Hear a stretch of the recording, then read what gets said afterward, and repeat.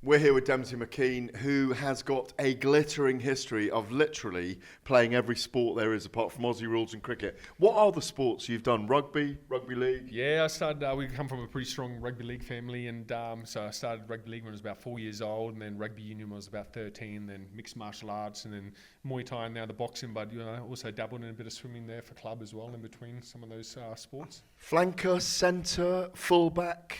I was started in the fullback, and then I got it pretty big, so I was moved into the forwards pretty quick. But then I played a bit of footy again, rugby league, probably about 10 years ago, and I was always a pretty good footy player. And they said, "Where do you want to play?" I said, "Chuck me in the centres. I've always wanted to play in the centres, and you don't have to do as much work as in the forwards." So I was doing it for a bit of fun at the time, and I wasn't training, so I said, "Yeah, chuck me in the centres." Which leads me into the question: why boxing last? Exactly. Why boxing last? It's weird. I never really was interested in combat sports at all. I was about 18, 19 years old. I watched a bit of UFC on TV, and I thought, what kind of crazy sport is this? These guys hammering each other on the ground. And I think it was about a week after I saw a gym advertise an MMA trainer. I was with a mate. I said, that's that crazy cage fighting. Let's go check it out. And went to training, and I was always been an athletic kid, so I picked it up pretty quick. And the coach at the time said, if you stick to it, I'll turn you into an Australian champion. And yeah, the rest is history. And then I'd done a bit of Muay Thai to help with the stand-up, and kind of fell into boxing after. So was that Anderson Silva, John Jones time?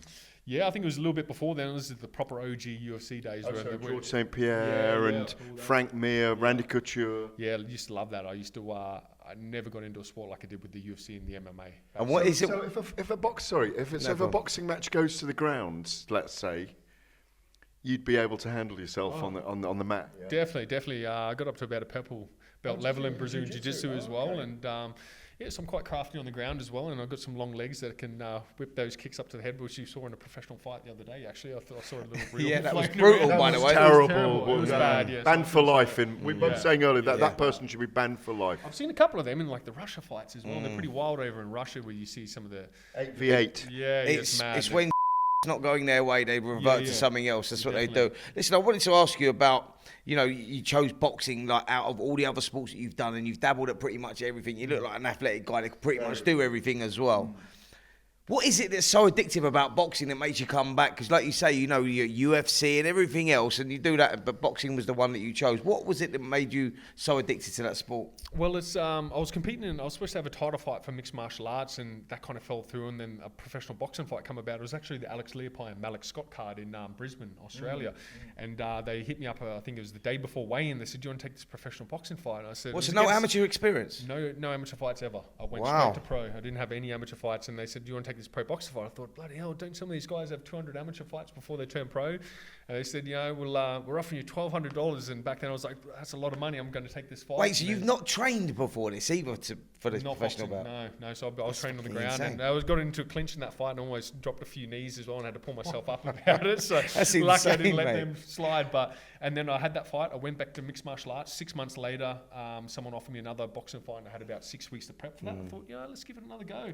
And I think that was the one where I really fell in love with it. I said, this is pretty good. I don't have to worry about guys trying to take me to the ground and punch me in the face. I can stand up on the feet and let the leather go, which is what I preferred. And I think I was more suited to it with my size, my stature, my athleticism. I had a lot of injuries in mixed martial arts, and getting put into quite damaging positions on the ground, and wrestling and jiu-jitsu. It's quite taxing on the body. And here you are, top 15 in the world you've been.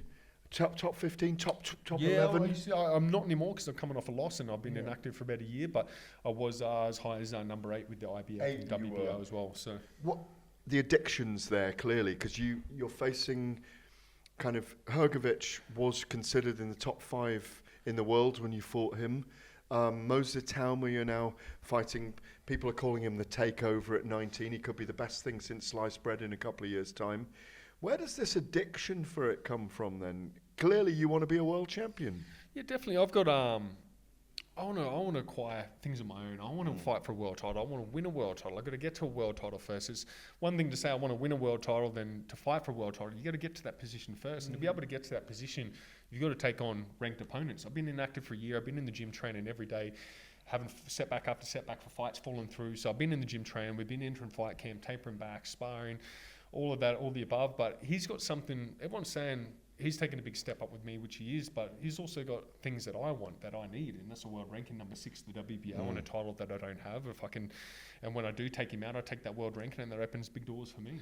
Talk about the Hrgović loss to me, because you showed a lot of character in there. You showed a lot of balls in there as well, and he was, like you say, it was a big step up for you, and boxers have to take that opportunity. You've done that. No amateur experience. That you know, he's been through the mill. He's been through the system in many ways. So, like, talk to me about that loss and what it done for you, as in the learn from it. You know, because it makes or breaks a fighter. That is for sure. And it's like how you come back from it, which is the important thing. Tell me what it's done for you. Yeah, definitely. Obviously, it was my first loss in the professional ranks. I only ever lost one other fight, and that was my second ever MMA fight. And then I went about 10 years undefeated in mixed martial arts and boxing, and kickboxing as well. And this is my first loss. And I remember how I bounced back after that second MMA fight. And I went and I cried my eyes out afterwards. I went and signed up in another 2-3 gyms, got extra training in, bounced back. And like I said, I went undefeated for another 10 years. So, you know, it's added drive and motivation. And sometimes a loss can be a blessing in disguise, can be another kick up the backside and push in the right direction. I've got a son now that's 3 months old, so that's even added motivation as well. I'm now fighting for someone else and trying to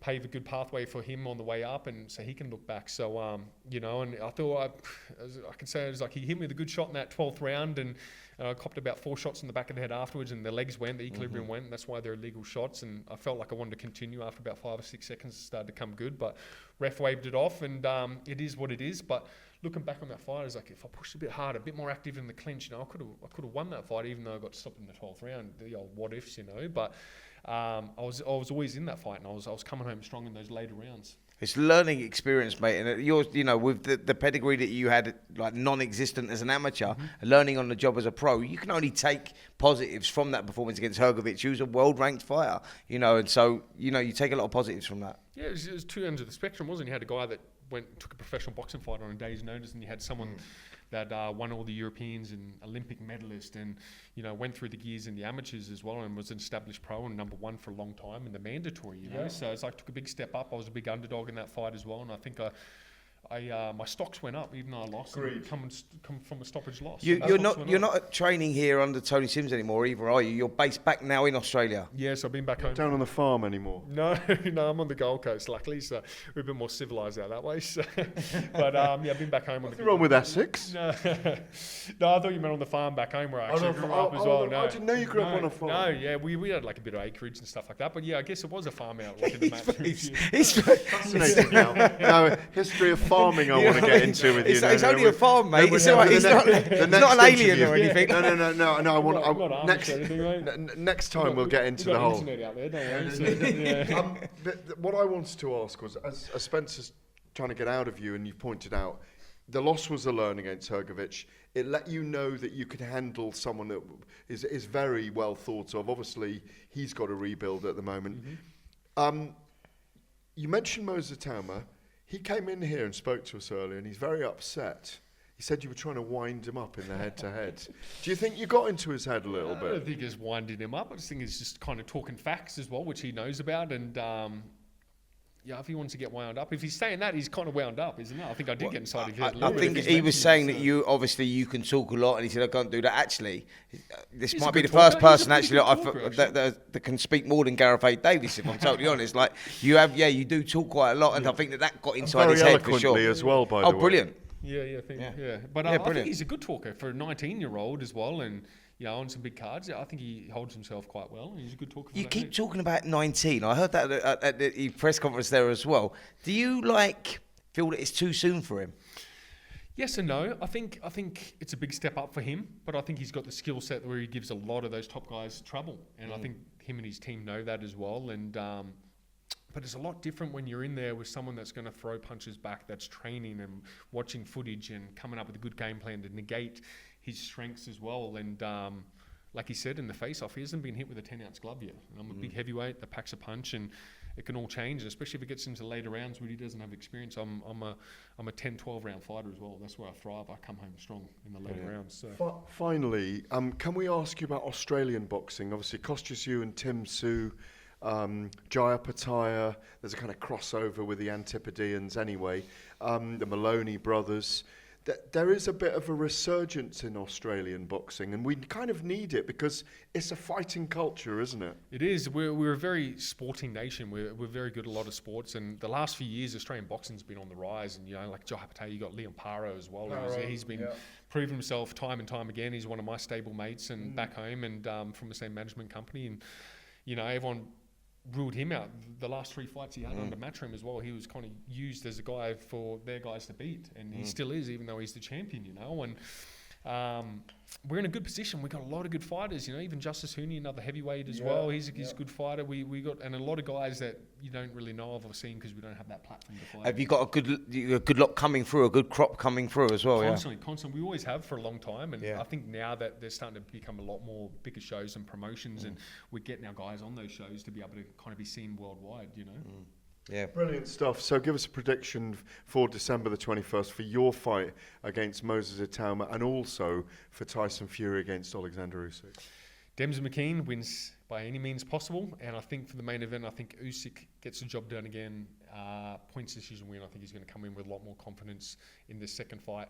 But it's going to be good. First fight was a cracker. It was unreal. It's what you'd expect our undisputed heavyweight title would be like, and I'm hoping the second fight is just as good. Dempsey the Farmer, thank you very much. Brilliant, indeed. Dempsey. Cheers. Well done, mate. Cheers. Cheers, brother. On AM, on DAB, via the talkSPORT app and on your smart speaker. talkSPORT.